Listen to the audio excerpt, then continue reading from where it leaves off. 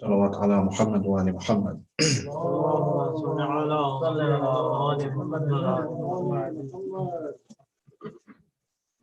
أعوذ بالله من الشيطان الرجيم. بسم الله الرحمن الرحيم.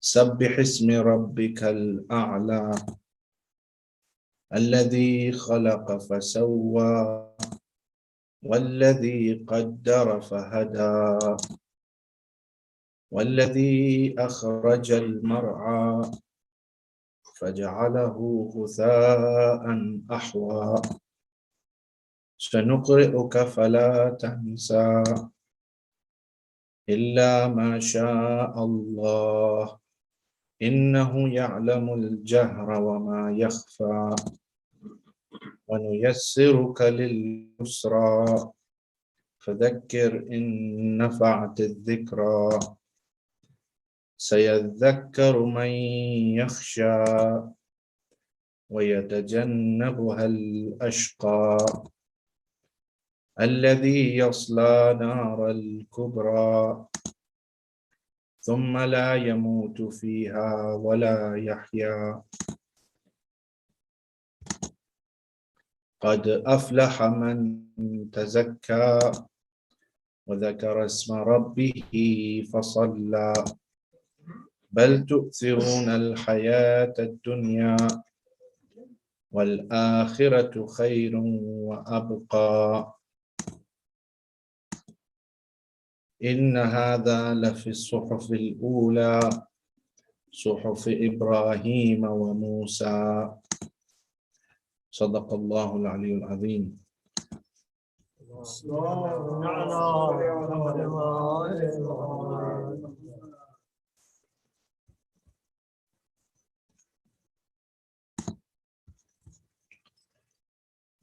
Inshallah, we will have the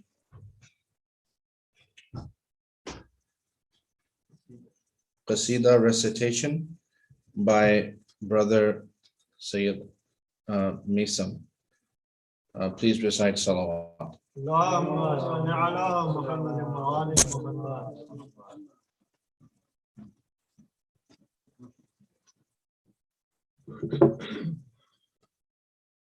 محمد وآل محمد صلوات. اللهم صل على محمد وآل محمد. بسم الله الرحمن الرحيم. जिंदगी का भरोसा नहीं जिक्र हैदर किया कीजिए जिंदगी का भरोसा नहीं जिक्र हैदर किया कीजिए आकबत भी संवर जाएगी ये फरीज़ा अदा कीजिए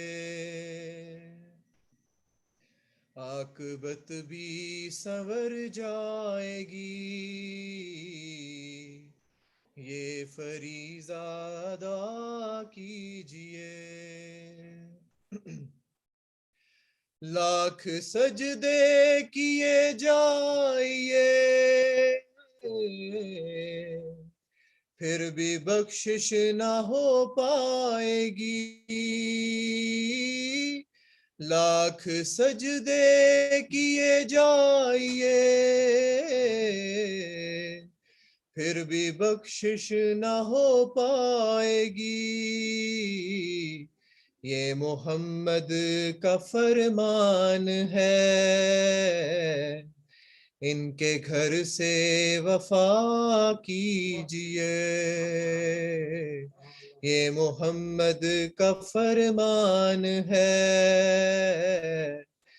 इनके घर से वफा कीजिए बुग़्ज़े हैदर है बुग़्ज़े नबी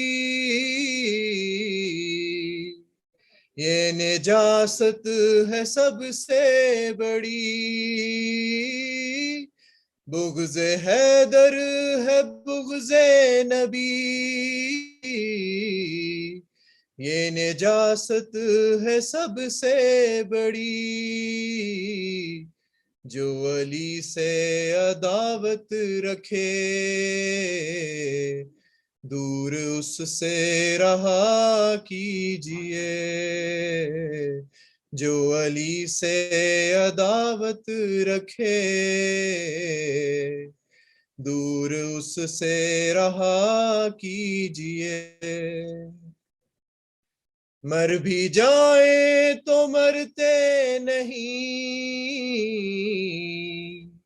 हम तो कसरत से डरते नहीं। मर भी जाए तो मरते नहीं, हम तो कसरत से डरते नहीं। कुफ्र है अगर विलाए अली, हमको काफिर कहा कीजिए।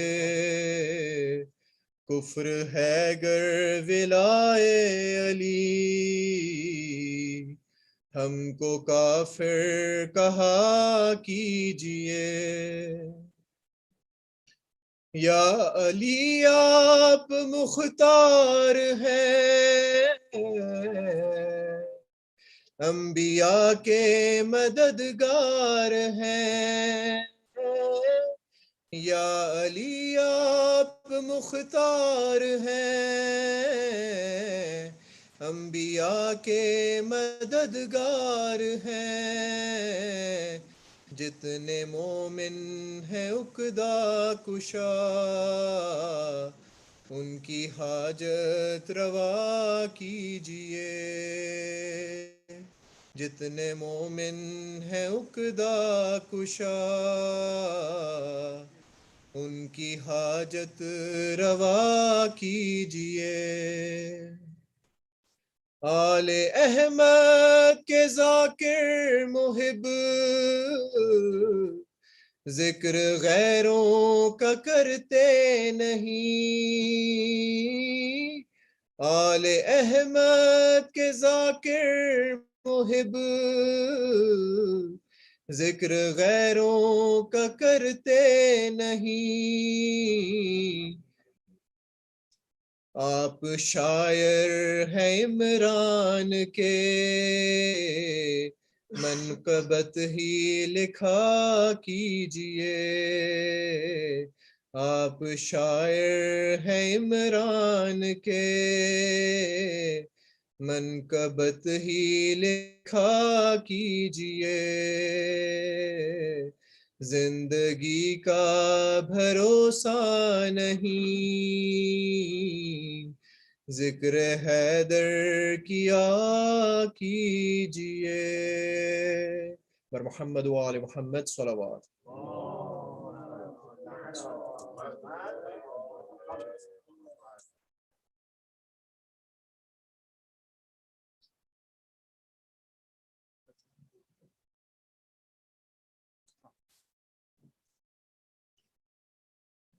Salawat ala Muhammad wa ali Muhammad.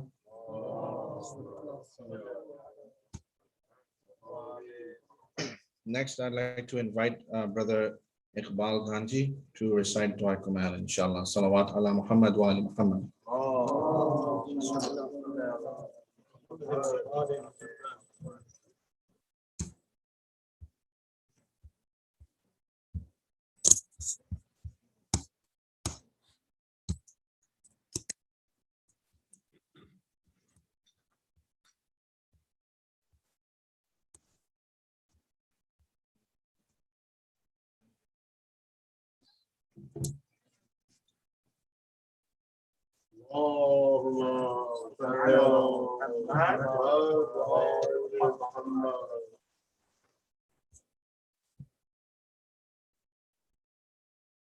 اللهم صل على محمد وآل محمد.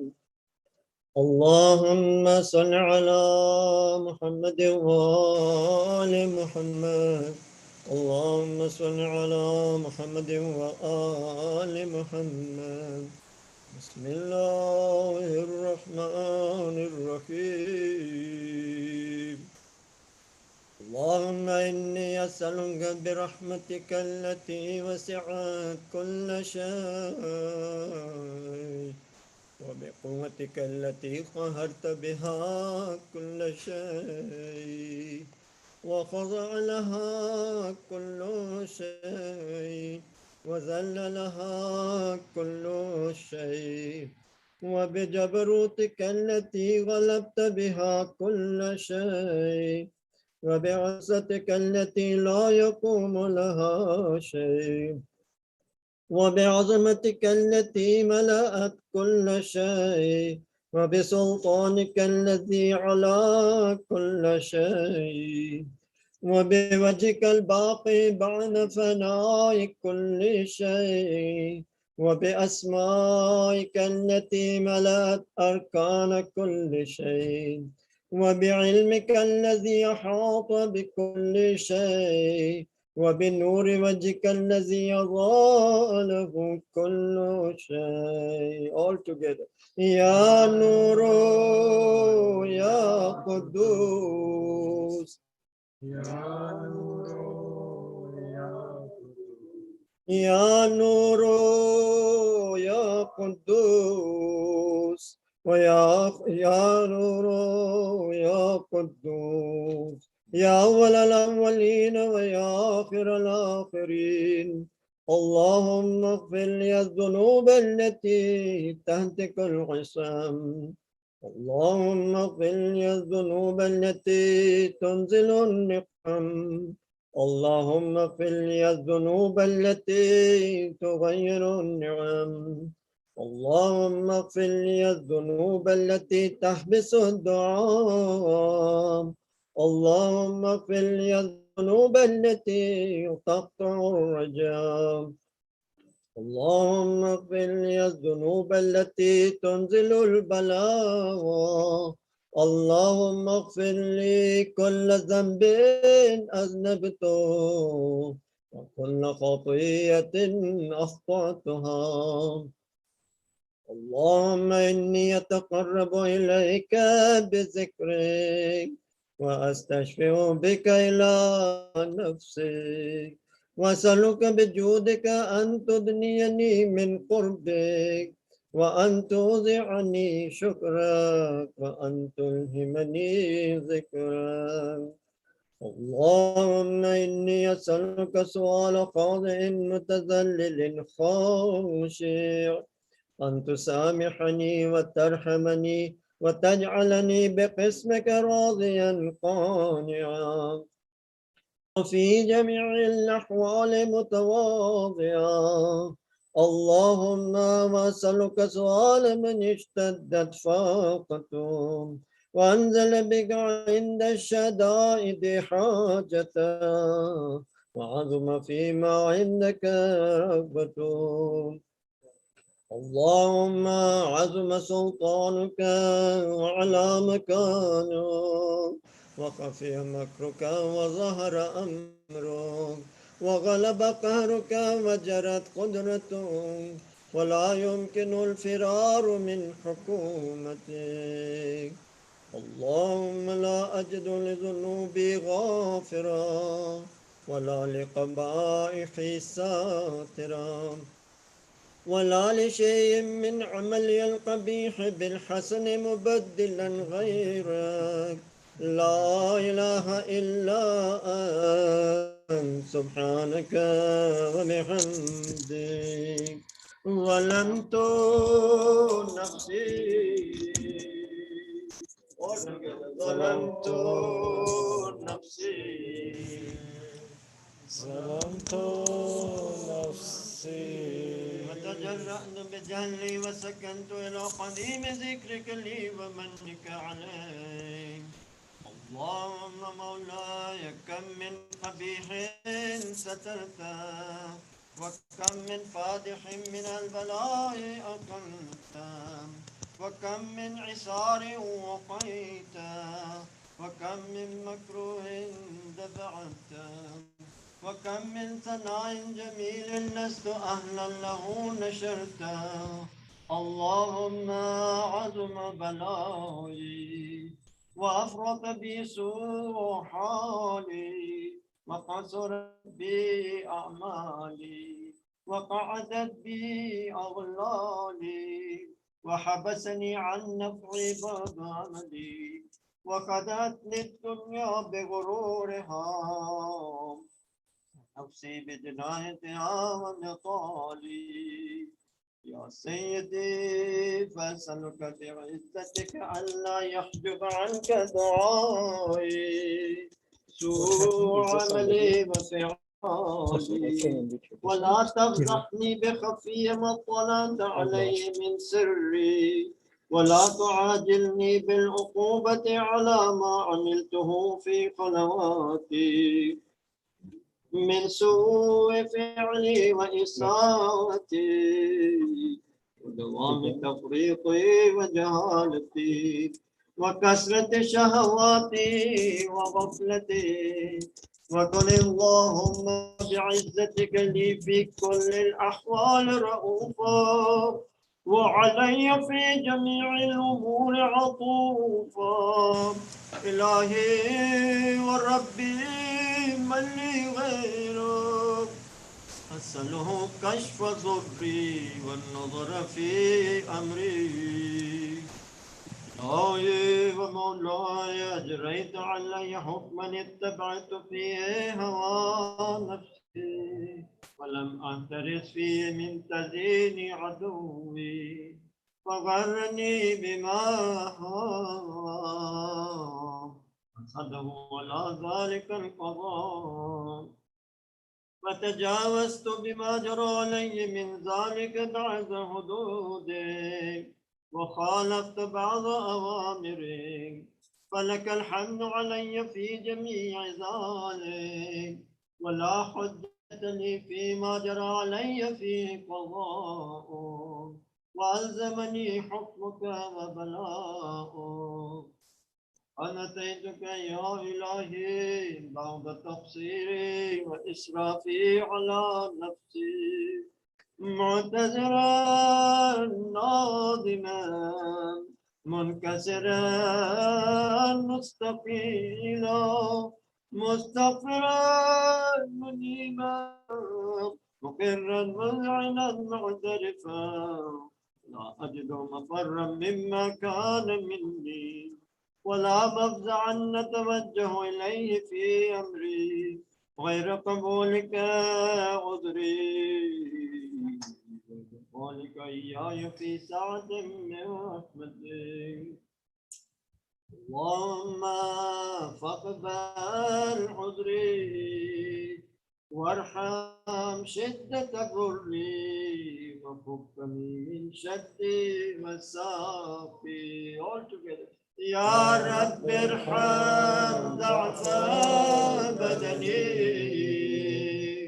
يا رب ارحم ضعف بدني ما شاء الله يا رب ارحم ضعف بدني ورقم جلدي ودقة عظمي يا من بدأ خلقي وذكري وترميتي وبري وتغويتي أبني الابتداء كرمك وسالف برك بي يا إلهي وسيدي والربي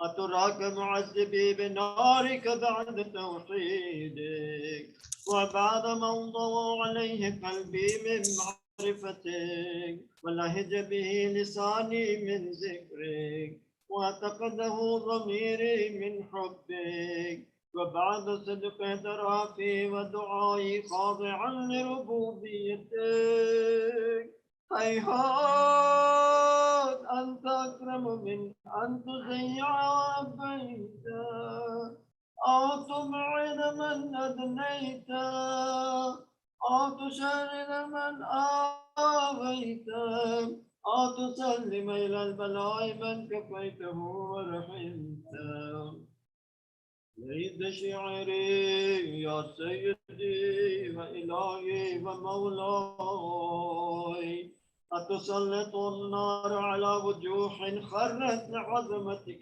ساجدا وعلى ألسن نطقت بتوحيدك صادقا وبشكرك مادحا وعلى قلوب اعترفت بإلهيتك وحقك وعلى ضمائر حوت من العلم به حتى صارت خاشعة وعلى جوارح سعت إلى أوطان تعبدك طائعا وأشارت باستغفارك مذعنا ما هكذا ظن بك ولا أبنا بفضلك عن يا كريم يا رب يا كريم يا ما شاء رب الله يا كريم يا رب وأنت تعلم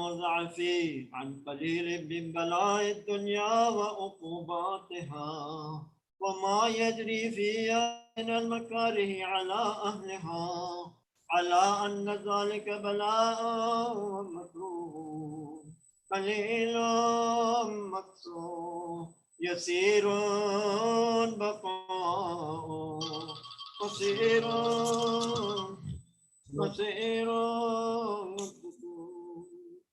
فكيف احتمالي لبلاء الآخرة وجليل الوقوع المكاره فيها وهو بلاء تطول مدته ويدوم مقامه ولا يخفف عن أهله لأنه لا يكون إلا عن غضبك وانتقامك وسخطك وهذا ما لا تقوم له السماوات والأرض يا سيدي فكيف لي وأنا عبدك الضعيف الذليل الحقير المسكين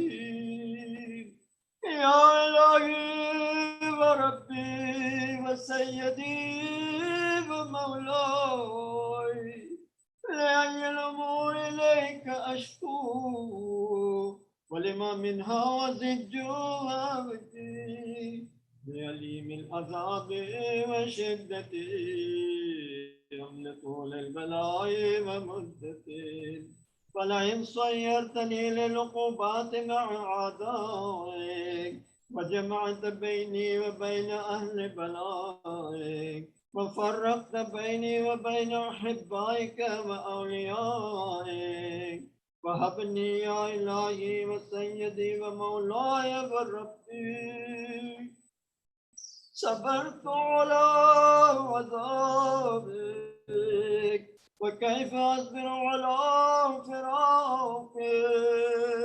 وهبني صبرت على حر نارك وكيف أصبر عن النظر إلى كرامتك أم كيف أسكن بالنار ورجائي عفوك فبعزتك يا سيدي ومولاي أقسم صادقا لئن تركتني ناطقا الجنة إليك بين أهل غزتي جلاجلي ولأصرخن إليك صراخ المستصرخين ولأبكين عليك بكاء الفاقدين ولأنادينك أين كنت يا ولي المؤمنين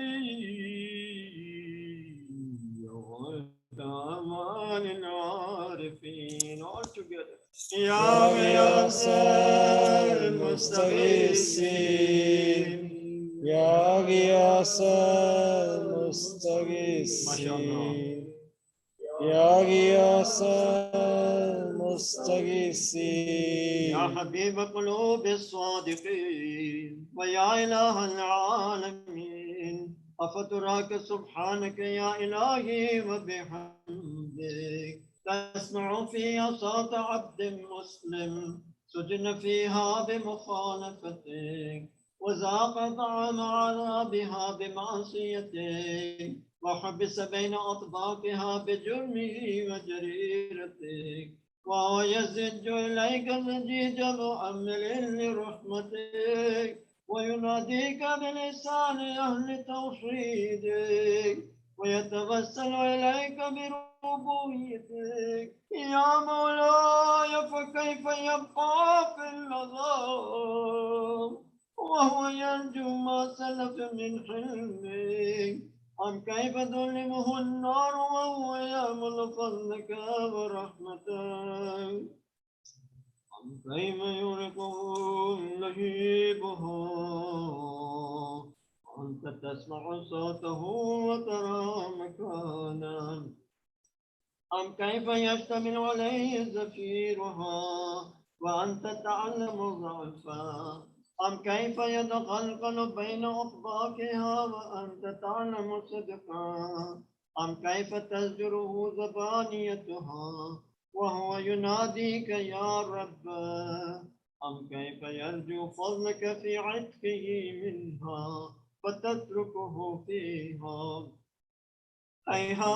هيهات ما ذلك الظن بك ولا المعروف من فضلك ولا مشبه لما عملت به الموحدين من برك وإحسانك باليقين يعطون أولى ما حكمت به من تعذيب جاحدك وقضيت به من إخلاد معاندك لجعلت النار كلها بردا وسلاما وما كان لأحد فيها مقرا ولا مقاما لكنك تقدست أسماءهم أقسمت أن تملأها من الكافرين من الجنة والناس أجمعين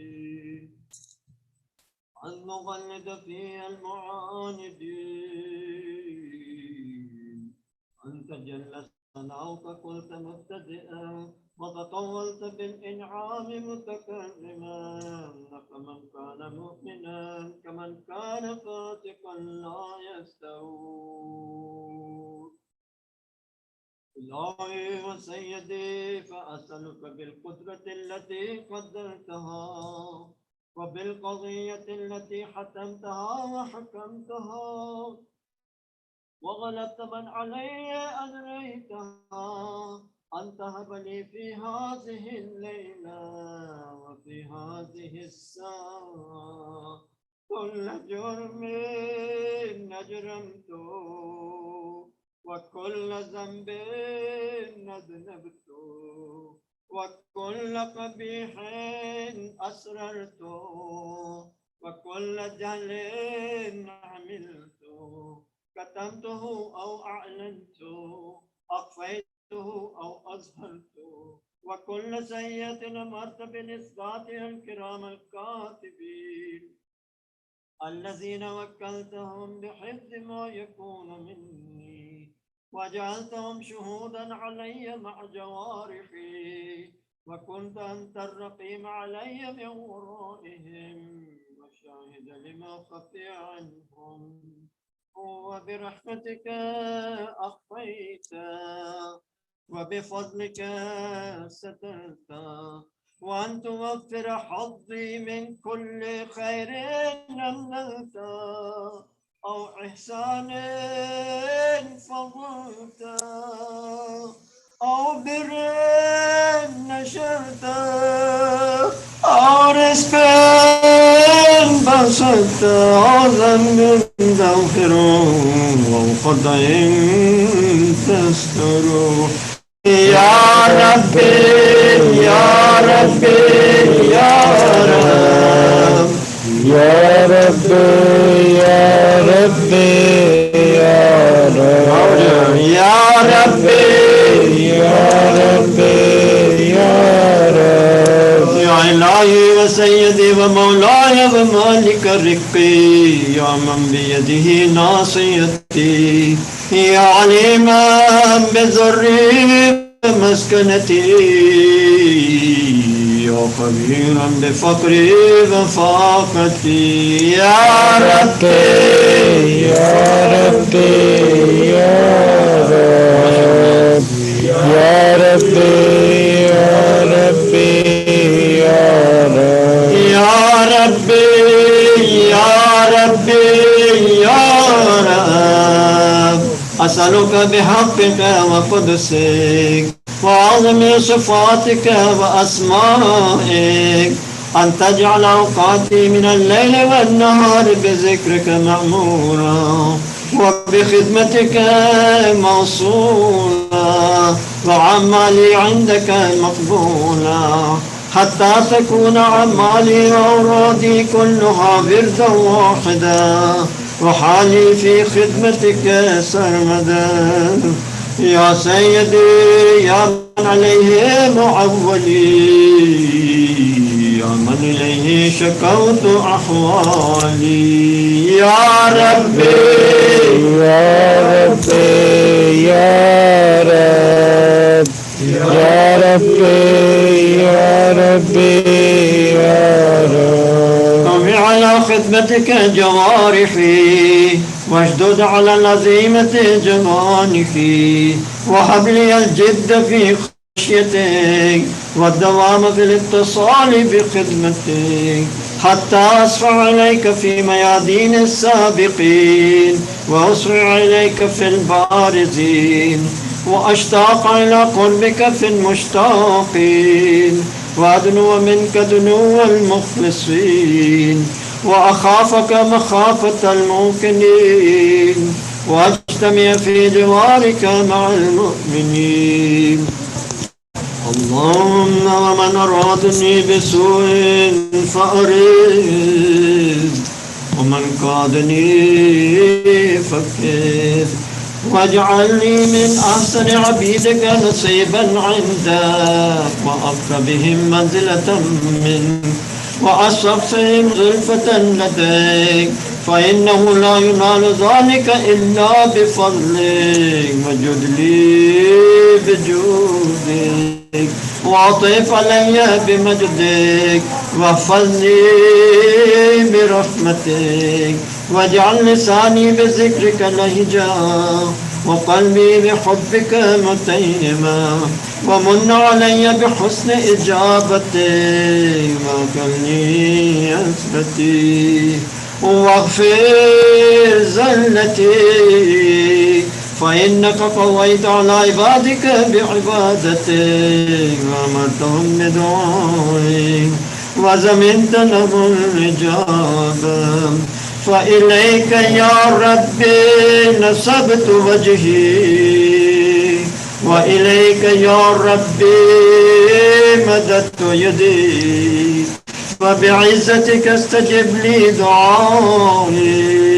دعائي وبلغني منايا ولا تفض من فضلك رجائي واكفني شر الجن والإنس من عدائي يا سريع الرضا يا سريع الرضا يا سريع الرضا اغفر لمن لا يملك إلا الدعاء وإنك فعال لما تشاء يا من اسمه دواء وذكره شفاء وطاعته غنى ارحم من راس ماله الرجاء سلاحه البكاء يا سامع النعم يا دافع النقم يا نور المستوحشين في الظلم ولمن لا يعلم صل على محمد وآل محمد وفن بما أنت أهله وصلى الله على رسوله والأئمة الميامين من آله وسلم تسليما كثيرا. اللهم صل على محمد. على سورة المباركة الفاتحة مع الصلوات. اللهم صل على Thank you very much.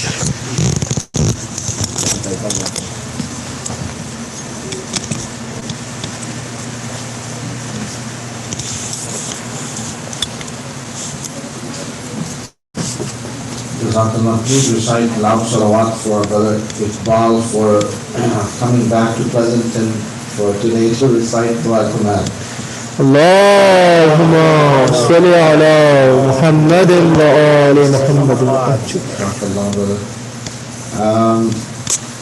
So I have the names of the marhumin for today's sponsor.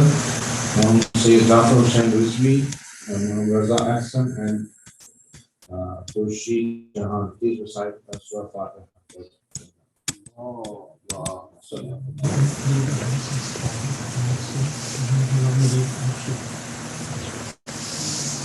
And also Surah Fatiha for the father, Brother Abbas Rashid, Brother Mohsin Rashid Ibn Ghulam Ali.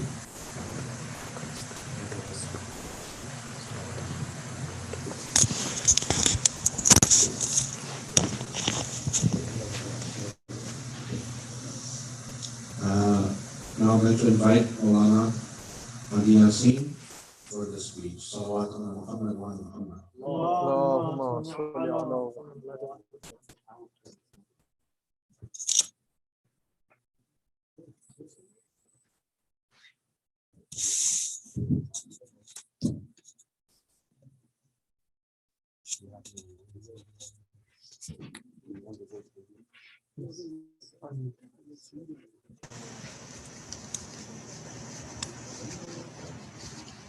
Do you have my video? You have my video? Your host. Hmm? Your host. Okay. Actually, turn this off.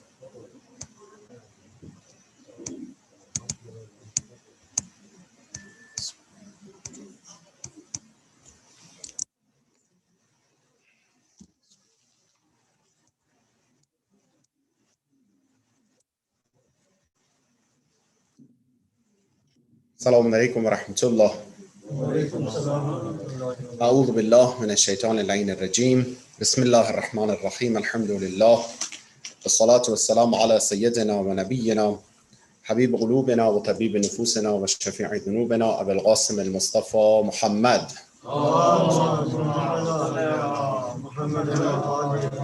وعلى أهل بيته الطيبين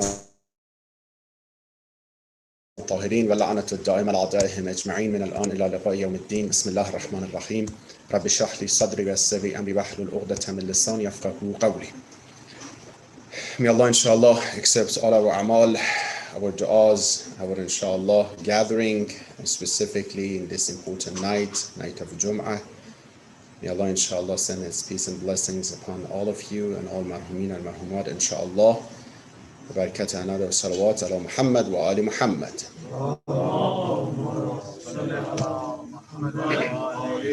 We're close to the birthday of our beloved Imam Ali al-Naqi alayhi salatu wassalam.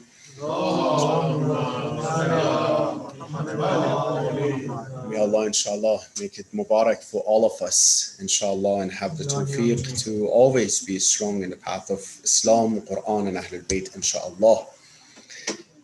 Before we enter the course that we follow inshallah, quickly a beautiful tradition from Imam Ali al-Naqi alayhi salatu wassalam, who said خير من الخير فاعله وأجمل من الجميل قائله وأرجح من العلم حامله وشر من الشر جالبه وأحول من الحول راكبه. More beautiful than the beauty, than the khair, more beautiful than righteousness is the one who is doing that khair, the one who is acting upon that khair. It's beautiful. Something is good, but the one who is doing that khair is more beautiful than what it is. وَأَجْمَلُ مِنَ الْجَمِيلِ قَائِلُهُ. More beautiful than something beautiful that you say is the one that would say it. You might have a quote, you might have something interesting, right? It says more beautiful, and say, oh my God, it was a nice poetry. More beautiful than that is the one who spread it out, is the one who talk about it, right? Encouraging people to be active in this path. And better than ilm, better than knowledge, is the one who carried the knowledge, is alim, right? The one who has knowledge. It's better than the ilm, because ilm without alim, what is the point? It's just in the book, right? The one who has the ilm, who carried the ilm, is the most important one, and better than the ilm. Worse than evil is the one who acted upon evil. Worse than evil is the one, something is very bad, right? Astaghfirullah. But worse than that is the one who knows it is bad and will commit that. So you know that this is bad. What are you doing? And that, again, it's a different topic. We can talk about it later. If I know something, I should get away from it. Why am I practicing, right? The enemies of Islam, the enemies of Ahlul Bayt, they knew a lot of things. If this is wrong, we shouldn't do it. The enemies of Quran. Well, if you knew it, why you're doing it? If I know that anger is not good, why am I not controlling it, right? At least, inshallah, in our level, we know we're trying. You know, the difference is that we're trying to control it. That's the difference. But someone who's not controlling, and worse than fear, more frightening than fear is the one who bring the fear to people. The one who make people afraid of something, spread it out. Oh, do you know some people are negative? Do you know what happened? Ya Allah. Do you know this? Want to scare people, always negative, you know? You can be in the family, in the society, in the community. Do you know what? Do you know how many people are dead? Okay, so what's the point that you're spreading out? Okay, dead. Inshallah, may Allah, inshallah, bless my mu'minat. Why are you scaring people, right? In communication, we say have constructive communication.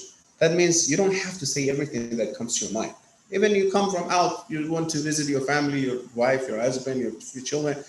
I was out, there was an accident, mashallah, the car was upside down. What's the point of narrating? Making people scared for even a second, right? You don't have to. So beautiful deen, beautiful religion, Ahlul Bayt, and they're telling us and teaching us these traditions. May Allah, inshallah, bless us and have tawfiq to follow these orders and these recommendations, inshallah. Wa barakat salawat ala Muhammad wa ala Muhammad. As you all know, alhamdulillah, it's our 10th session, 10th, majlis that we have regarding the course of our history of Islam that we are following, alhamdulillah.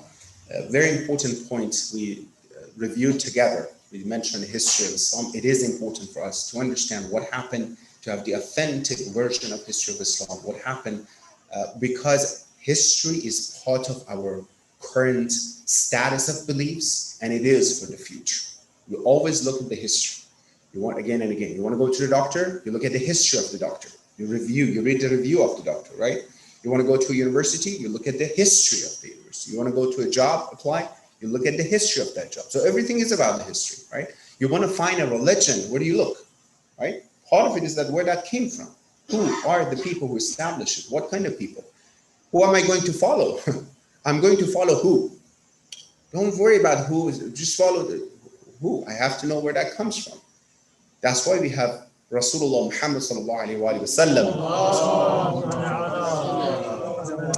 That great personality, and the best of all the companion of Rasulullah. That's the reason that, okay, we see that this came to us from this person and these people supported it. Anyhow, so we talked about different topics. We mentioned last time about Islam in Yathrib, Islam in Medina, how it went to Medina. We talked about, actually Medina were the first actually city that the Ahl of Medina, the citizens of Medina, they altogether, the majority of them become Muslim. They made a pact and treaty with Rasulullah and invited Rasulullah to come to who? To Yathrib at that time, that became the Medina later on. So we talked about why Medina, why it's so important that Medina became, the city, all these things for Muslims, and all the way to this important part of the history of Islam, immigration to Medina, hijrah to Medina, which is very important because That is the new chapter, a new page in the history of Islam. That's why our Islamic calendar, Hijri calendar, starts from this date as well, right? What happened in, it happened in the month Rabi al-Awwal, right? The 13th year after Bi'tha or Mab'ath Rasulullah.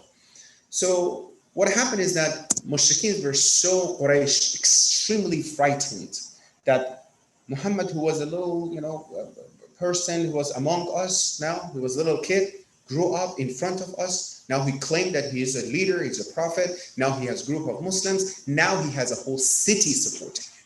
Now he has the whole city of Yathrib, which is a very strategic city. The whole people are supporting him. Now it's not about just us Quraysh. Now it's all about the power, it's all about religion of our fathers and everything. So they were very afraid of it, that, Medina, Muslims in Medina, they had this fight. They became Muslim and they invited Rasulullah to go there. Obviously, at this point, they were not just hiding behind bushes and everything. We mentioned the factors behind before, like Abu Talib, Hazrat Abu Talib, that he was one of the major reasons they couldn't hurt Rasulullah. They couldn't kill it because he was the Buzurg of Quraysh, right? Or many other options. Now, there's no of these options. Rasulullah is alone. Yeah, a group of Bani Hashim around him, right? But they don't have a political power. Abu Talib, he had political power. He could have stopped them. Others, now they don't have it. They're not afraid of Rasulullah as well. They are afraid of Bani Hashim as a tribe that might cause problem, not anybody else. At this time, they said enough is enough. We need to get rid of it. We need to get rid of Rasulullah. So they got together in Darun Nadwa, the council, shura that they had, sat down. This is what are we supposed to do? Here's very interesting that different suggestions came. One said, let's put him in prison. Don't let anyone to be in touch with them. In the history, they said in the history, it's very interesting. They said there is an old guy who were in the majlis in Dar Nadwa, that according to some of the traditions, this person is Shaitan. This old guy who is unknown person. It's very interesting. This old person is unknown to everybody. Who was he that he was suggesting, right? Should be one of the biggest name of for example, Quraysh, that they let him be inside this shura, council of the biggest, heads of the Quraysh. Anyhow, he said, no, what's the point? Imprison him so he's going to come out, or Bani Hashim is going to fight with you and then free him. Another person said, let's tie him to the camel and have the camel, run, and then he's going to hit him somewhere and he's going to die. He says, what's the point? It's not, he's going to go somewhere else that how beautifully he can talk, and he's going to have another group of, followers. Anyhow, he suggested, and Abu Lahab, we need to get rid of him. Enough is enough. Now we have to kill him. How? What we can do to get rid of the Bani Hashim not to attack us? Then they decided all of us will participate in murdering Muhammad sallallahu alaihi wasallam all together. All the families of Quraysh, all the sub-tribes and sub-clans of Quraysh get together, we all kill him, and we announce so Bani Hashim cannot fight with all of us. If one of us would kill it, they come for qisas and revenge. If all of us would do it, they can't do it. So therefore, the plan was to murder Rasulullah. That's the ultimate plan. And again, most probably it is the shaitan's role. And Rasulullah doesn't have anything to stop them as well to do this. In this point, Allah subhanahu wa ta'ala, He informed Rasulullah about their plan. Rasulullah alone by himself has nothing. Even a second. If first Rasulullah is praying, Ilahi la takilni ila nafsi tarfata aynin abada. Ya Allah, do not let me be on my own, even for a second, even for a blink. Right? Do not, tarfata aynin, we just blinking, right? Not even for this distance. Rasulullah is saying, do not let me be on my own, to rely on my own, on myself, even as much as this. What does it tell us? We're analyzing history, right? It is telling us when Rasulullah is saying this, and all his support is coming from Allah subhanahu wa ta'ala. He has nothing from himself. It's all from Allah, right? The moon in the sky, moon, it doesn't have any light from itself. The light is from the sun. Rasulullah is that moon. Qamar, right? Beautiful, amazing. It's important. If you take the moon away from the society and the whole nature, what's going to happen? The gravity and everything is going to be, messed up. However, the moon lights come from the sun, right?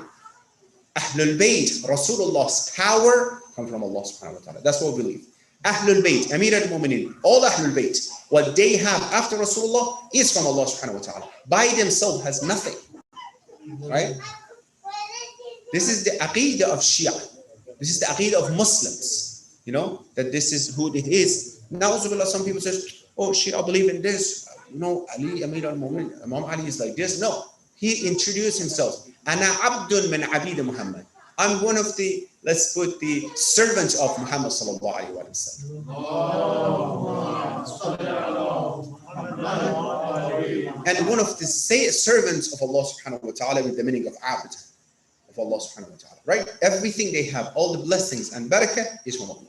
And Allah does not leave his servants alone. He takes care of them. Rasulullah alone, he might not know about these things, and kuffar comes and kill him. That's it, right? Once you do for the sake of Allah, he does not abandon you. He does not leave you alone. You might be one person to start khair, but Allah would support you. Once your intention is good, you take the right steps. Your intention, right steps, follow the orders, he will take care of you. Look at the history of the world and Islam. Look at how many of our ulama or maraji alone, they stood up. Imam Khomeini, alone, he stood up. He has nothing. This one person, talaba in the Hosa, who knows him, power, no. Who is he? Army to stand up in front of the whole army? No, nothing. You stand up, we support you. Right? We know how to take care of you. That's what happened to us. Don't be afraid.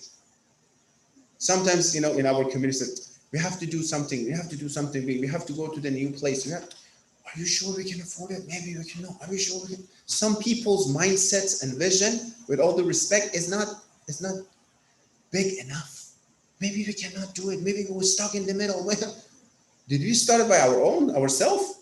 Then we should have started from the beginning. If we know Allah is in charge, think big, vision big. Rasulullah's vision was big, as I said in the Eid al-Adha. His vision was big. That's why the whole worldwide, the most fastest growing religion is Islam, right? Ahlul Bayt's vision was big. We want good for everyone around the world, right? Therefore, we should think about this and get inspired. Anyhow, Allah subhanahu wa ta'ala helped Rasulullah by telling him, remember, disbelievers, they want to this, they have conspiracy against you, they want to even exile you and kill you or something. And he informed him that Wallahu khairul makirin. They're planning, but Allah is the best planner. Allah is in charge of everything. Anything, enemies around the world, no, don't be afraid. Allah is in charge. Many times people say, I don't know, the center, I said, you know what? The sahib of the center is someone else. The one who is in charge of the center is someone else. Yes, we have to do our job at our best. It's up to him. We're going to have it, not have it. We have to do our best and rely on him. He will take care of everything, right? Anyhow, Allah subhanahu wa ta'ala, we're analyzing the history for our own life, you know. Rasulullah is one person in front of the whole Quraysh. At this time in Medina, in Mecca, there are few people. Amir al-Mu'minin, the first Caliph Abu Bakr, the wives, the women, right? Few of them, they were still in Mecca. The rest left all. There's no one to support Rasulullah. It's so easy for Quraysh to take care of him and, you know, get rid of him. But Allah subhanahu wa ta'ala is here to help. Here's the biggest part of the history happen. Rasulullah has to have a plan. Allah informed him, but he has to have a plan himself. A leader should have a plan, right? What he's supposed to do to go against the plan of Quraysh. What he's supposed to do. So he talked to Imam Ali alayhi salatu wasalam. He said, Ya Ali, this is the plan. This is what they want to do. 40 men from Quraysh, from different tribes, different sub-tribes and clans, got together around the house of Rasulullah. They sieged it. And at night, they wanted to attack the house of Imam Rasulullah while he's asleep to kill him. They said, we're gonna attack at night. Abu Lahab says no. Abu Lahab is Bani Hashim. He is the uncle of Rasulullah. Even he is participating in this, right? He said, no, at night, because I don't want later on, because women are in the house, I don't want later on, they said, they attack their cousins. That's not good. Wait until morning. When he comes out, then we kill him. But we're going to make sure that he is in the house. He's not running away, right? So, Ali, this is the plan. Do you want to sleep in my bed? So they think, so I have a plan to escape. Amir al-Mu'minin, according to different narrations, said, if I do it, you're going to be healthy and alive. This is, of course, and this is meant to say this is absolutely, life of Ali will be sacrificed for you. I'm adding this. Life of Ali will be sacrificed. Of course, it's the mentality of Amir al-Mu'minin, right? Absolutely, I will sleep in your bed. Laylatul Mabit, we call it, right? So, Amir al-Mu'minin, he is, and Rasulullah says, go sleep in my bed and have this burda yamani. There is a sheet, yamani, khazra, green, pull it over your head. Apparently, they could see inside the house, from the crack of the door, whatever, they could see someone is sleeping. That's why Rasulullah wanted. Otherwise, if they couldn't, they were watching Rasulullah inside, that someone is sleeping. They thought he is Rasulullah with the same sheet. So Amir only slept out, and he was making sure that he's having the cover all over his head so they can't see it. And he was sometimes tossing. This is all part of history of Shia and Sunni. He was tossing around, that to make sure that this is the plan by Rasulullah, right? His strategy. Anyhow, then Rasulullah, here's the part of history. Rasulullah, he's living the house. Here's the history. The majority of the narratives of Shia and Sunni, they're saying that it was the ghaibi help from Allah subhanahu wa ta'ala, that somehow 40 people are, around the house. How can he get out? They're saying that is the help of Allah, somehow he got out. We don't know how he got out. The history doesn't say how he could get out of the house. He was inside the house. How could he get out? The 40 people couldn't see him, right? Whatever it is, the help of Allah for sure, but it's his strategy as well. Somehow he managed it, however possible. The history is that maybe before, some other tradition says, before they come, before Maghrib, for example, he left the house. Anyhow, but we don't know exactly how, but he escaped it, right? The benefit of the plan that Amir al-Mu'minin sleep in the bed of Rasulullah. One, they think that Rasulullah is in the house, so Rasulullah has time to skip, right?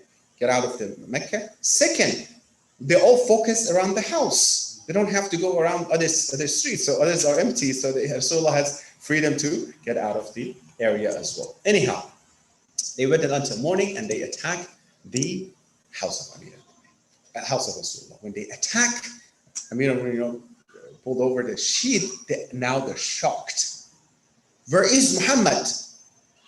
And if for a second, here's the thing, we're going to talk about this. For a second, they could not ask, they could not do, Amir al-Mu'minin could be asleep, and they kill Amir al-Mu'minin, right? That's the beauty of biggest sacrifice of Islam that Amir al-Mu'minin he made here. To put his life in danger for the sake of the life of the leader of Islam, right? It's important, it's big. At that time, don't think about Islam and Rasulullah today, like that Rasulullah is, someone just came and claimed that he's a prophet and a group of people. What is Islam? Nothing. Few of the ahkam of Islam, they just know how to pray. That's it.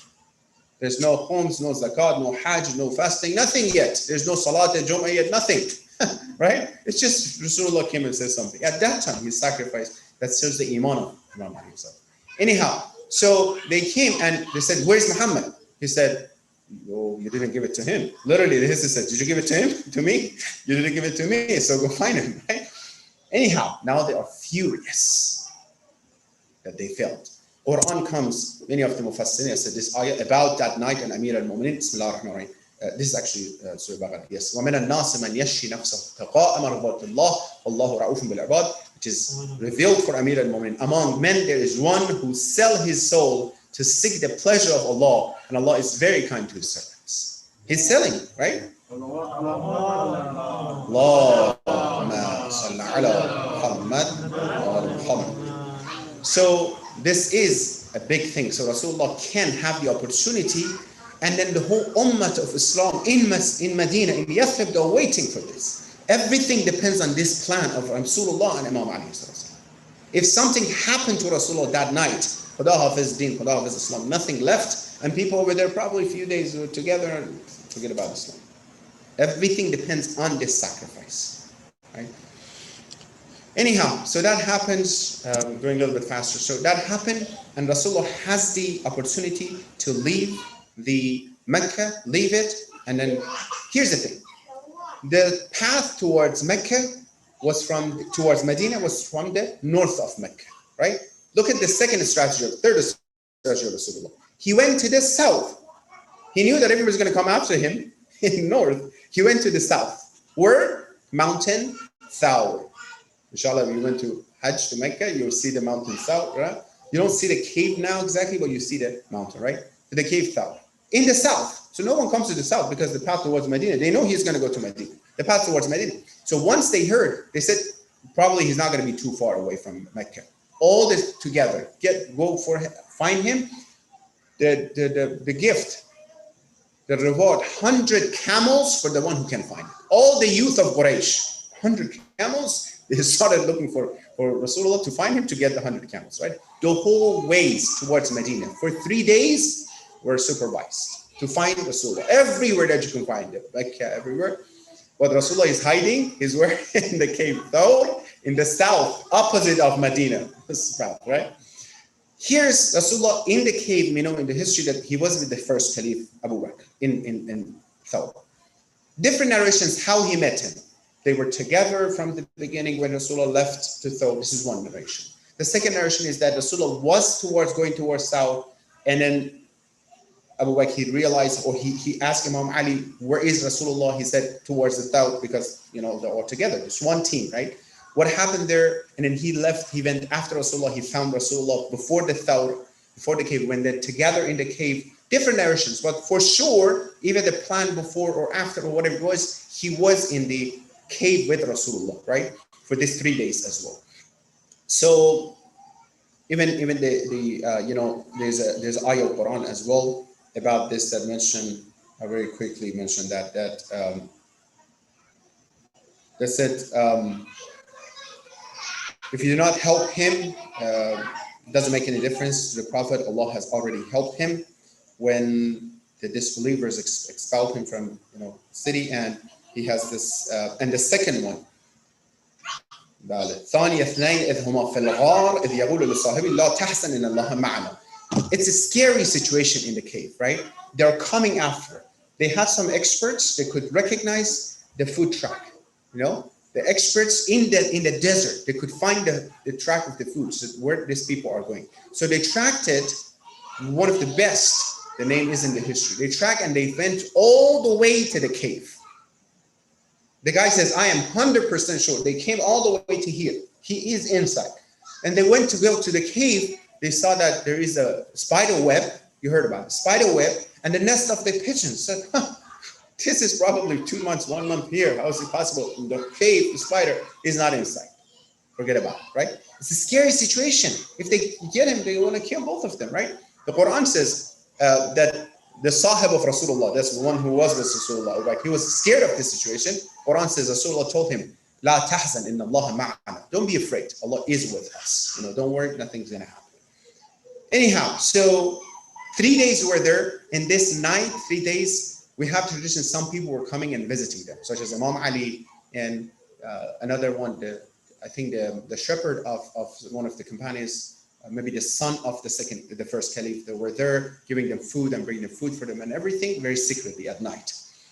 And the the night of the fourth, then Rasulullah says, bring the camels. They brought 3 camels, 2 for the 2 in the cave, and then 1 who knew the path towards Medina, right? 3 at night, they left. This is the beginning of the history of Hijri calendar. When Rasulullah left Mecca at night towards the Medina that they left. So, yes, we talked about this, and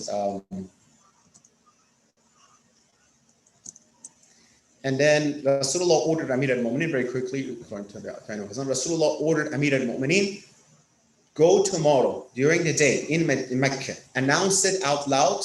Anyone who wants money from Muhammad, anyone who has amanat, wants to take it back, come to me, Ali, and take it. So Imam Ali went out loud, he said to Mecca, anyone who has amanah from Muhammad, Rasulullah, come and get it. Anyone wants money, you can get it. Anyhow, that's about this. And second recommendation, go get Fawatim, the daughters and the wives, the wife and the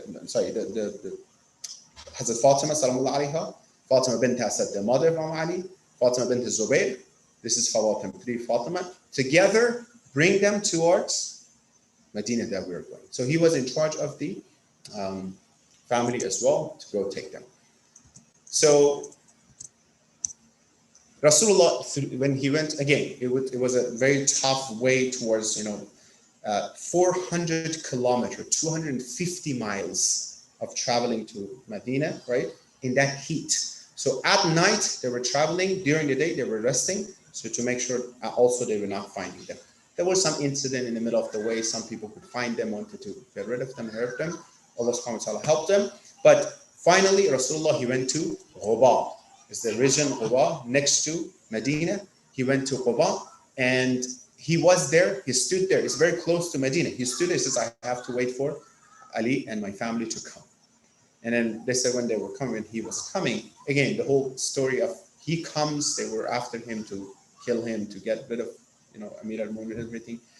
That's another story, we'll talk inshallah about it. But they were after him as well. But when he entered the Ghuba, the blood was coming out of the food of his food as well, because the path 250 miles and Rasulullah as well.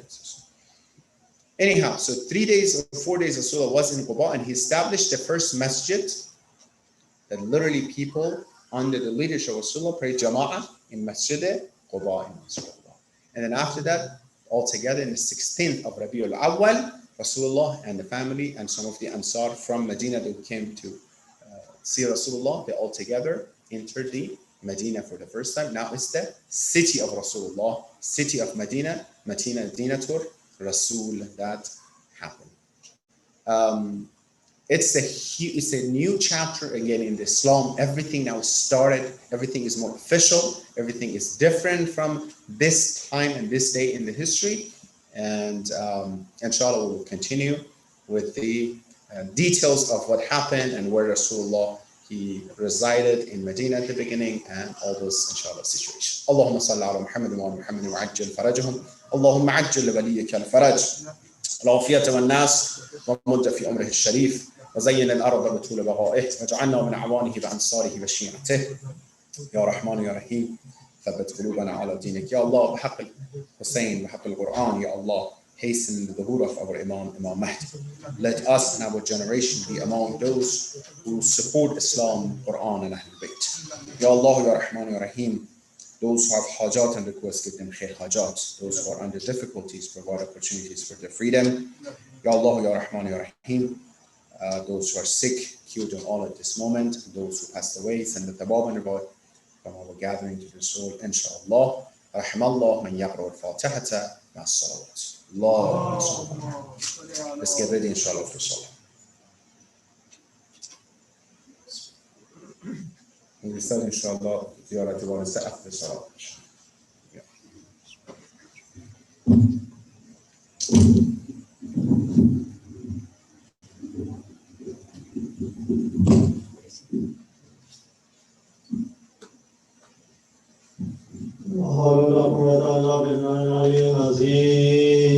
بسم الله الرحمن الرحيم إن الله وملائكته يصلون على النبي يا أيها الذين آمنوا صلوا عليه وسلموا تسليما اللهم صل على محمد وآل محمد سبحان الله والحمد لله ولا إله إلا الله والله أكبر ولله الحمد الله أكبر الله أكبر الله أكبر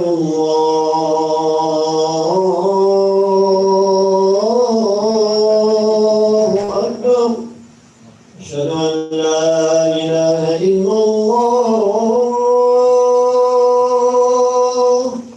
أشهد أن لا إله إلا الله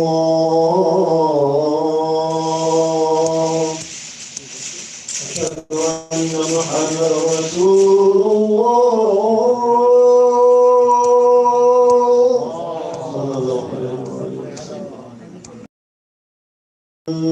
محمد رسول الله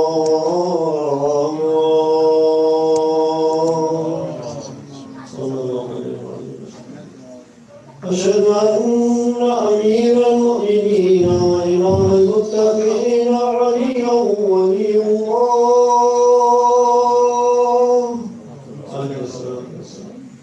أشهد أن أمير المؤمنين وإمام المتقين عليا حجة الله عليه الصلاة والسلام. حي على الصلاة حي على الصلاة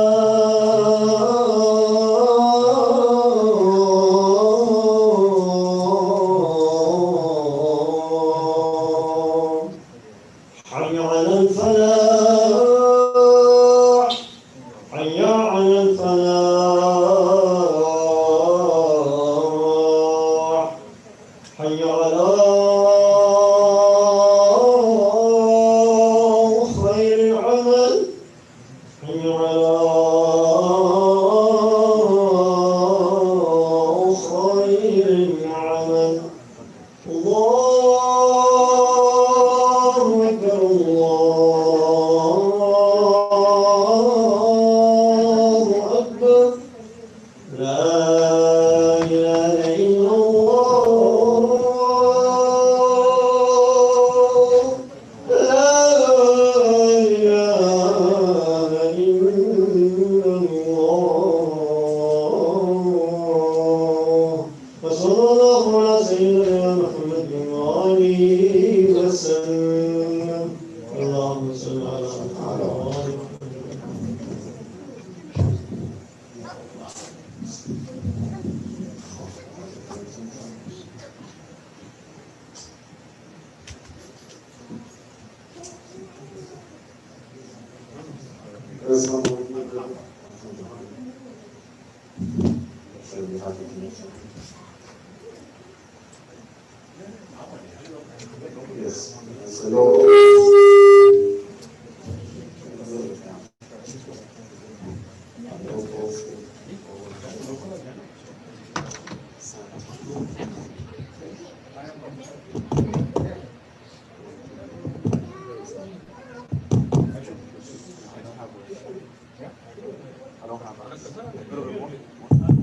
So you have the connection, inshallah? Yeah? All right. Well, they put these signs, inshallah, if someone follows. Or follow the sign, inshallah. استغفر الله ربي وأتوب إليه. الله أكبر الله أكبر. أشهد أن لا إله إلا الله. أشهد أن لا إله إلا الله. أشهد أن محمدا رسول الله.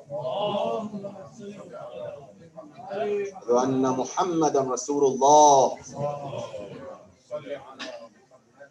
أشهد أن عليا ولي الله صلوات الله وسلامه عليه. أشهد أن عليا وأولاده المعصومين حجج الله.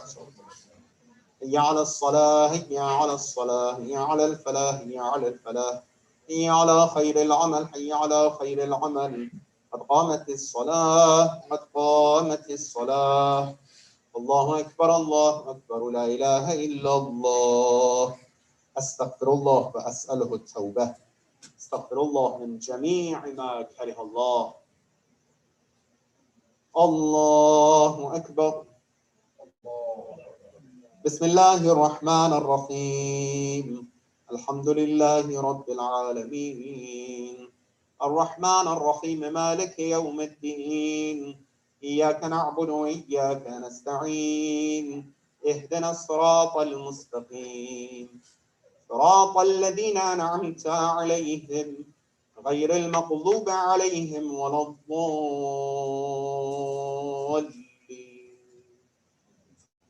بسم الله الرحمن الرحيم. قل هو الله أحد قل هو الله أحد الله الصمد لم يلد ولم يولد ولم يكن له كفوا أحد. الله أكبر. سبحان ربي العظيم وبحمده. سبحان الله سبحان الله سبحان الله. سمع الله لمن حمده. الله أكبر. سبحان ربي الأعلى وبحمده. سبحان الله سبحان الله سبحان الله. الله أكبر. استغفر الله ربي وأتوب إليه. الله أكبر. سبحان ربي الأعلى وبحمده. سبحان الله سبحان الله سبحان الله. الله أكبر. بحول الله وقوته وأقعد. بسم الله الرحمن الرحيم.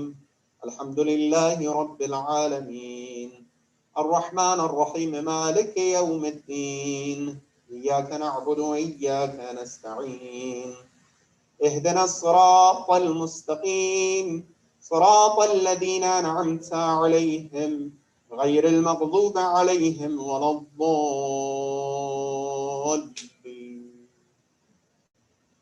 بسم الله الرحمن الرحيم. قل هو الله أحد الله الصمد لم يلد ولم يولد ولم يكن له كفوا أحد. الله أكبر. اللهم صل على محمد وآل محمد. ربنا آتنا في الدنيا حسنة وفي الآخرة حسنة وقنا عذاب النار واحشرنا مع المتقين والأبرار. اللهم عجل لبنيك الفرج. الله أكبر. الله أكبر. سبحان ربي العظيم وبحمده. سبحان الله سبحان الله سبحان الله. سمع الله لمن حمده. الله أكبر. سبحان ربي الأعلى وبحمده. سبحان الله سبحان الله سبحان الله. الله أكبر. استغفر الله ربي وأتوب إليه. الله أكبر. سبحان ربي الأعلى وبحمده. سبحان الله سبحان الله سبحان الله. الله أكبر. الحمد لله. أشهد أن لا إله إلا الله وحده لا شريك له وأشهد أن محمدا عبده ورسوله. اللهم صل على محمد وآل محمد. بحول الله وقوته أقوم وأقعد.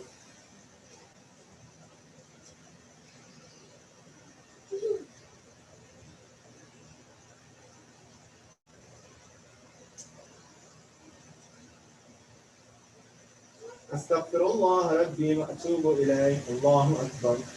سبحان ربي العظيم وبحمده. سبحان الله سبحان الله سبحان الله. سمع الله لمن حمده. الله أكبر. سبحان ربي الأعلى وبحمده. اللهم صل على محمد وآل محمد. الله أكبر. أستغفر الله ربي وأتوب إليه. الله أكبر. سبحان ربي الأعلى وبحمده. اللهم صل على محمد وآل محمد. يا لطيف ارحم عبدك المظلوم. الله أكبر. الحمد لله.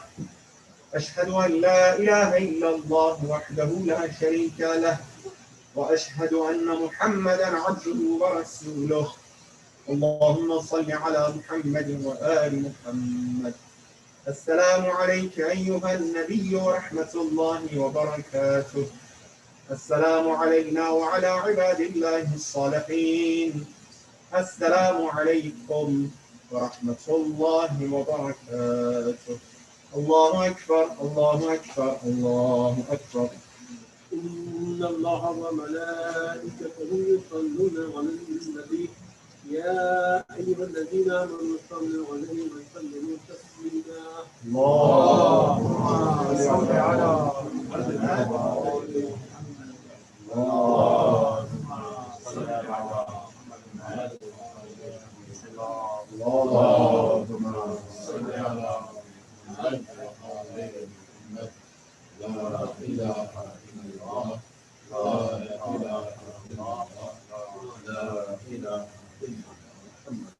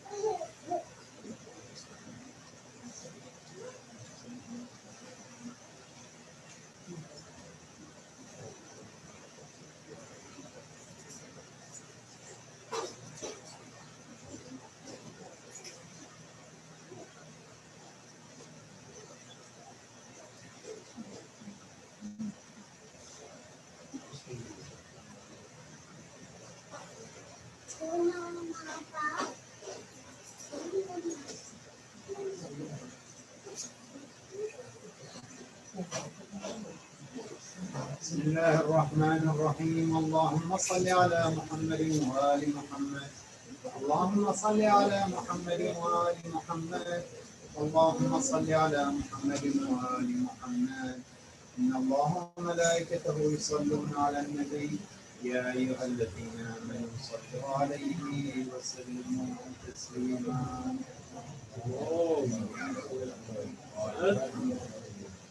اللهم صل على محمد النبي وعلى ذريته وعلى أهل بيته.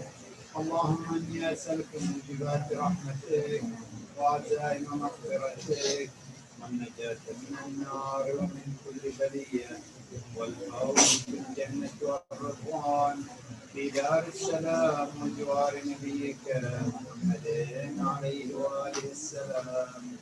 اللهم ما بنا من نعمة فمنك لا إله إلا أنت أستغفرك وأتوب إليك. وصلى اللهم على محمد وآل بيته الطيبين الطاهرين. اللهم صل على محمد.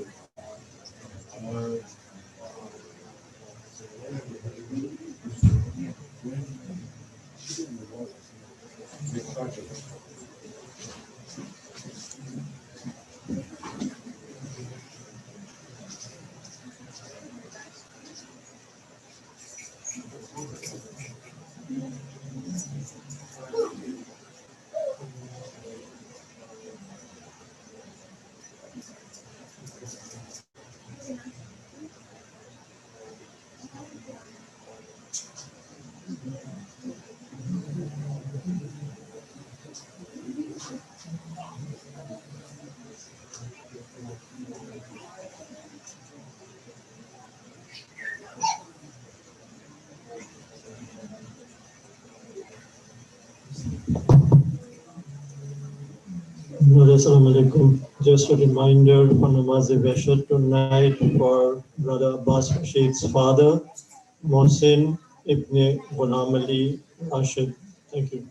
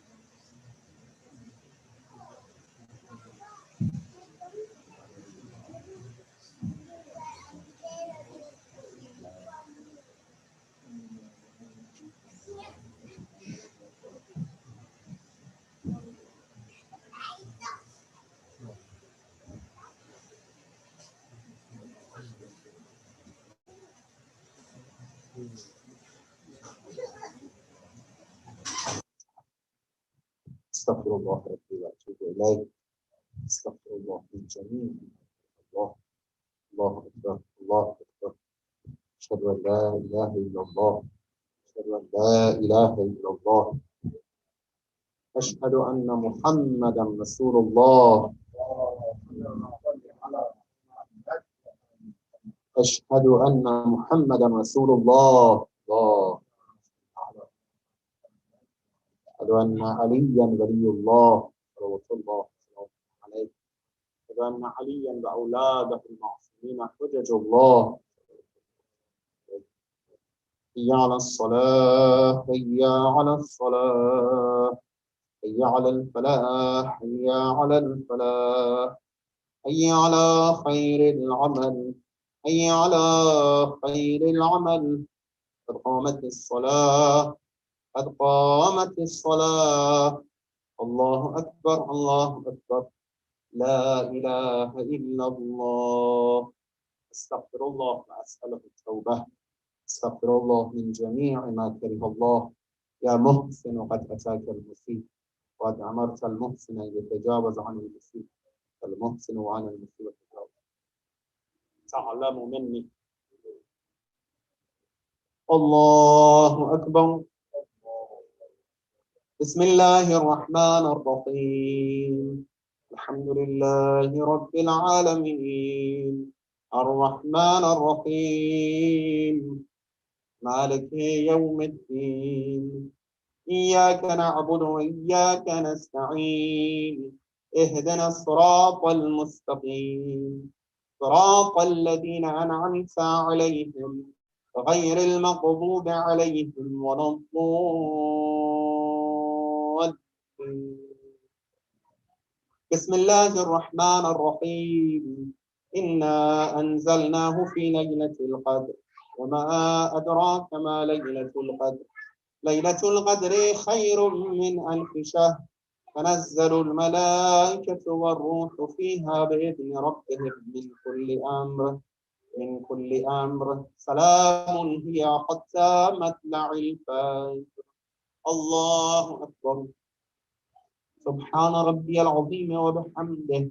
سبحان الله سبحان الله سبحان الله.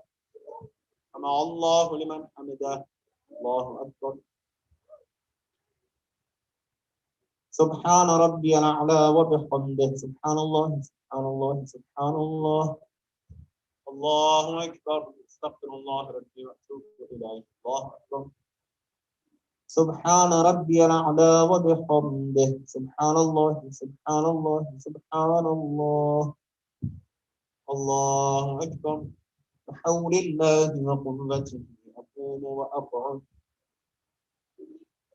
بسم الله الرحمن الرحيم. الحمد لله رب العالمين الرحمن الرحيم مالك يوم الدين إياك نعبد وإياك نستعين اهدنا الصراط المستقيم صراط الذين أنعمت عليهم غير المغضوب عليهم ولا الضالين. بسم الله الرحمن الرحيم. قل هو الله أحد الله الصمد لم يلد ولم يولد ولم يكن له كفوا أحد. الله أكبر. اللهم صل على محمد وآل محمد. ربنا آتنا في الدنيا حسنة وفي الآخرة حسنة وقنا عذاب النار. اللهم عجل بوليك الفرج. الله أكبر. سبحان ربي العظيم وبحمده. سبحان الله سبحان الله سبحان الله. سمع الله لمن حمده. الله أكبر. سبحان ربي الأعلى وبحمده. سبحان الله سبحان الله سبحان الله. الله أكبر. استغفر الله ربي وأتوب إليه. الله أكبر. سبحان ربي الأعلى وبحمده. سبحان الله سبحان الله سبحان الله. الله أكبر. الحمد لله. أشهد أن لا إله إلا الله وحده لا شريك له وأشهد أن محمدا عبده ورسوله. اللهم صل على محمد وآل محمد. حول الله وقوته قوم وأقعد.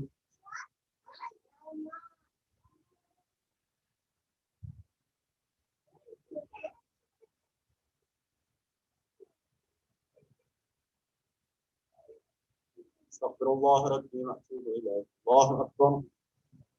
سبحان ربي العظيم وبحمده. سبحان الله سبحان الله سبحان الله. سمع الله لمن حمده. الله أكبر. سبحان ربي الأعلى وبحمده. سبحان الله سبحان الله سبحان الله. الله أكبر. استغفر الله ربي وأتوب إليه. الله أكبر. سبحان ربي الأعلى وبحمده. سبحان الله سبحان الله سبحان الله. الله أكبر. بحول الله وقوته أقوم وأقعد.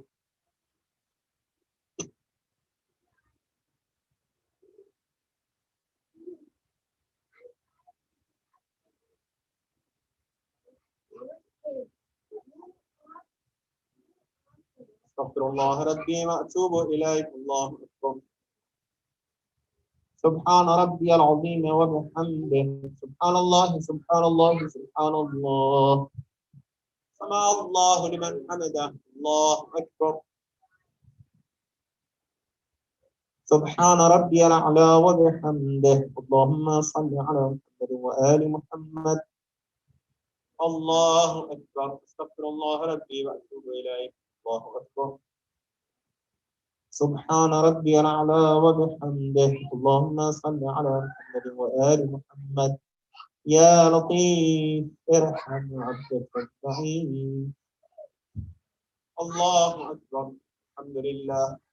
أشهد أن لا إله إلا الله وحده لا شريك له، وأشهد أن محمدا عبده ورسوله. اللهم صل على محمد وآل محمد. السلام عليك أيها النبي ورحمة الله وبركاته. السلام علينا وعلى عباد الله الصالحين. السلام عليكم ورحمة الله وبركاته. الله أكبر الله أكبر الله أكبر.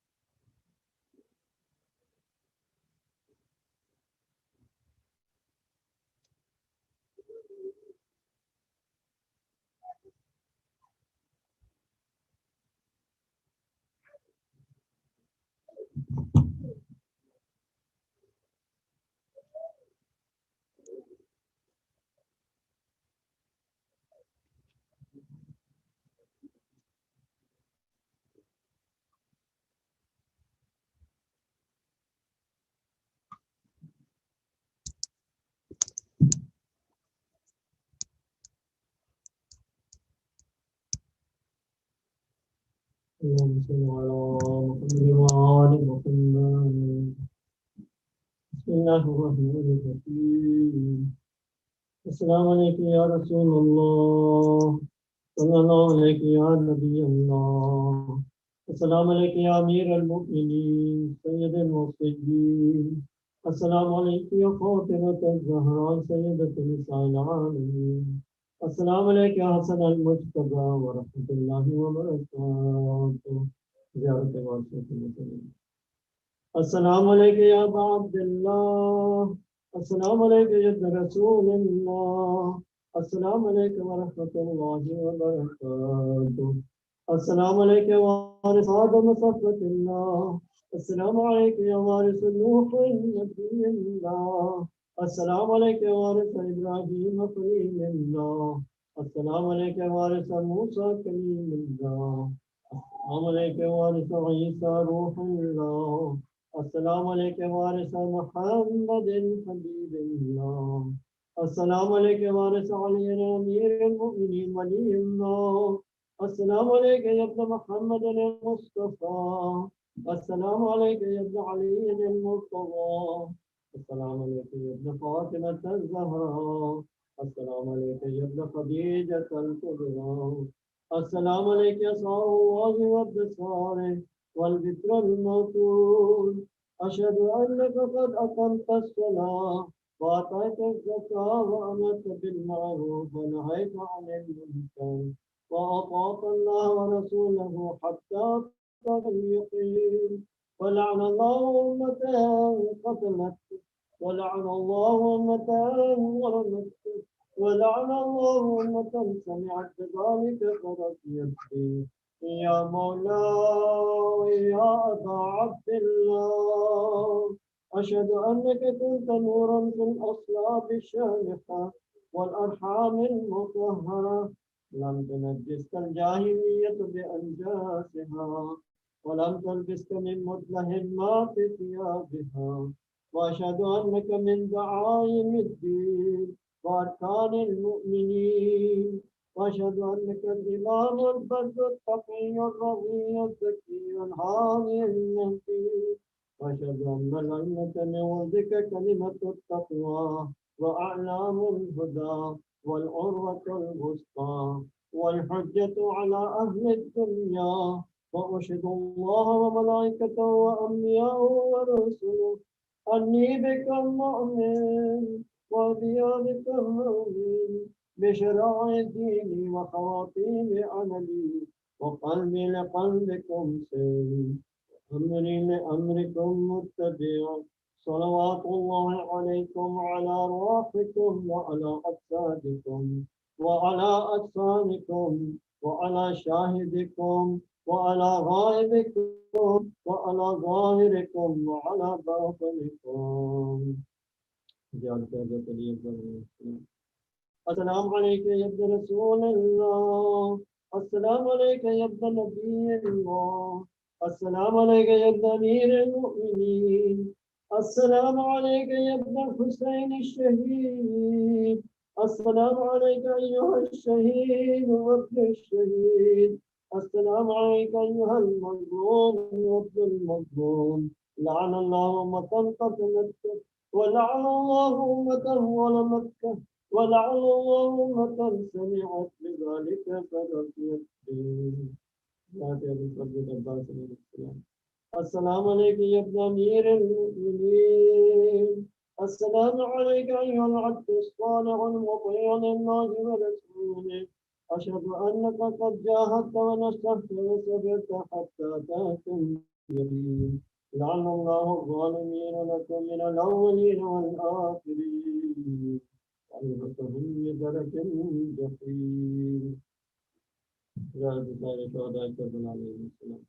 السلام عليكم يا أولياء الله وأحباءه، السلام عليكم يا أصفياء الله وأوداءه، السلام عليكم يا أنصار دين الله، السلام عليكم يا أنصار رسول الله، السلام عليكم يا أنصار أمير المؤمنين، السلام عليكم يا أنصار فاطمة الزهراء سيدة نساء العالمين، السلام عليكم يا أنصار أبي محمد الحسن بن علي الزكي الناصح، السلام عليكم يا أنصار أبي عبد الله، بأبي أنتم وأمي طبتم وطابت الأرض التي فيها دفنتم وفزتم فوزا عظيما، فيا ليتني كنت معكم فأفوز معكم. السلام عليك يا أبا عبد الله الحسين وعلى الأرواح التي حلت بفنائك، عليك مني سلام الله أبدا ما بكيت وبقي الليل والنهار، ولا جعله الله آخر الناس مني لزيارتكم. السلام على الحسين وعلى علي بن الحسين وعلى أولاد الحسين وعلى أصحاب الحسين وعلى أخيك الحسين بالفضل العباس وصار المستشهدين بين يديك. السلام عليك علي بن الحسين ومحمد بن علي وجعفر بن محمد وموسى بن جعفر وعلي بن موسى ومحمد بن علي وعلي بن محمد والحسن بن علي والحجة الله القائم المنتظر المهدي. السلام عليك يا صاحب النصر والزمان، الأمان الأمان الأمان العجل يا مولا. السلام عليك يا خليفة الرحمن، السلام عليك يا شريك القرآن، السلام عليك إمامنا وإمام الإنس والجان، سيدي عجل الله تعالى فرجك وسهل الله تعالى مخرجك وجعلنا من أنصار والآل ومن المستشفين بين يديه. والسلام عليكم ورحمة الله وبركاته.